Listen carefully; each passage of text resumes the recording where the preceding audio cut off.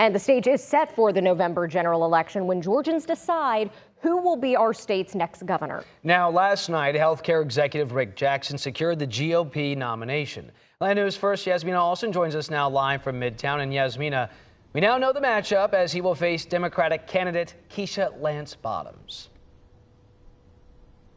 That's right. Rick Jackson will face Keisha Lance Bottoms in November in one of Georgia's highest profile general election matchups. Last night, Jackson, who is a political outsider, a businessman, upset Burt Jones in the runoff for Republican governor nomination, where he was surrounded by several state lawmakers who supported him. Today, Bottoms was in Commerce, Georgia, where she held her first general election event outside of Northridge Medical Center, a closed rural hospital, where she talked about her plans to expand Medicaid and protect the state's hospitals. Bottoms was asked about Jackson's win and if this changes anything for her in this campaign.